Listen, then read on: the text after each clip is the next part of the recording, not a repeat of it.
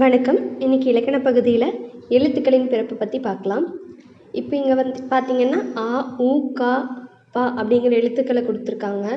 இது ஒலிக்கிறது இயல்பாக ஆ வாய் திறந்தாலே ஆங்கிற எழுத்து ஒலிக்கலாம். ஊங்கிற எழுத்து இதழ்களை குவிக்கும் போதும், காங்கிற எழுத்து நாக்கின் முதற்பகுதி மேலெண்ணத்தில் ஒட்டும் போதும் பிறக்கிறது. இது மாதிரி ஒவ்வொரு எழுத்து பிறக்கும் இடமும் பிறக்கும் முயற்சியும் வேறு வேறாக இருக்கிறது. இப்போ எழுத்துக்களின் பிறப்பு அப்படிங்கிறது என்னன்னு பார்த்துட்டிங்கன்னா, உயிரின் முயற்சியால் உடலின் உள்ளிருந்து எழும் காற்றானது மார்பு, தலை, கழுத்து, மூக்கு ஆகிய 4 இடங்களுள் ஏதோ ஒன்றில் பொருந்தி இதழ், நாக்கு, பல், மேல்வாய் ஆகிய உறுப்புகளோட முயற்சியால் வேறு வேறு ஒலிகளால் தோன்றுது. இதுதான் எழுத்துக்களின் பிறப்புன்னு சொல்கிறாங்க.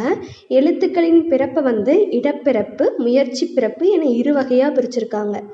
எழுத்துக்களோட இடப்பிறப்பை முதல்ல பார்க்கலாம். இப்போ உயிரெழுத்துக்கள் 12 பார்த்திங்கன்னா கழுத்தை இடமாக கொண்டு பிறக்கின்றன. வல்லின மெய் எழுத்துக்கள் 6, அதாவது கசட தபர இருக்கு இல்லைங்களா, அங்கே முன்னாடி நம்ம பார்த்துருப்போம். அந்த வல்லின மெய் எழுத்துக்கள் 6 மார்பை இடமாக கொண்டு பிறக்கின்றன. மெல்லின மெய் எழுத்துக்கள் 6 மூக்கை இடமாக கொண்டு பிறக்கின்றது. ஞா, ஞா இதெல்லாம். இடையின மெய் எழுத்துக்கள் 6 கழுத்தை இடமாக கொண்டு பிறக்கின்றன. யரளவா இந்த 6 எழுத்துக்களும் இடையின மெய் எழுத்துக்கள். இது கழுத்தை இடமாக கொண்டு பிறக்கிறது. ஆயுத எழுத்து தலையை இடமாக கொண்டு பிறக்கிறது. அடுத்து எழுத்துக்களோட முயற்சி பிறப்பு பார்த்துக்கலாம்.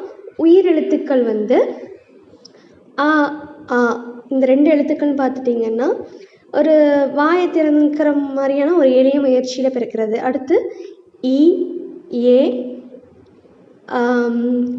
ஐ இந்த மாதிரியான எழுத்துக்கள், அதாவது குறில் ஈ, நெடிலி நெடிலியே, குறிலே, ஈ ஆகிய 5 எழுத்துக்களும் நாக்கின் அடியோரமானது மேல்வாய் பல்லில் பொருந்தும் போது அந்த முயற்சியில் தான் இந்த எழுத்துக்கள் பிறக்குது.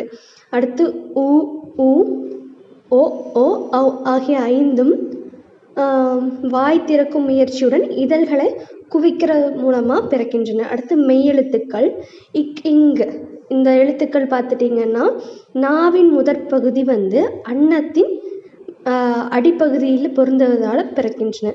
அடுத்து இச், இஞ்ச் நீங்கள் சொல்லி பார்த்தீங்கன்னாவே தெரியும். உங்களோட நாவின் இடைப்பகுதி நடு அன்னத்தின் இடைப்பகுதியில் பொருந்துவதால் பிறக்கின்றது. அடுத்து இட்டு, இன்னு ஆகிய 2 மெய்களும் நாவின் நுனி அன்னத்தின் நுனியில் பொருந்துவதால் பிறக்கின்றன. இத், இந்த் ஆகிய 2 மெய்களும் மேல்வாய் பல்லின் அடியை நாக்கின் நுனி பொருந்துவதால் பிறக்கின்றன. அடுத்து இப், இம் ஆகிய 2 மெய்களும் மேலிதழும் கீழிதழும் பொருந்துவதால் பிறக்கின்றன.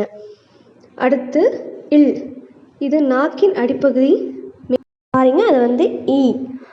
ஈ இது நாக்கின் அடிப்பகுதி மேல்வாயின் அடிப்பகுதியில் பொருந்துவதால் பிறக்கிறது. இர், இல் ஆகிய 2ம் மேல்வாயை நாக்கின் நுனி வருடுவதால் பிறக்கின்றன.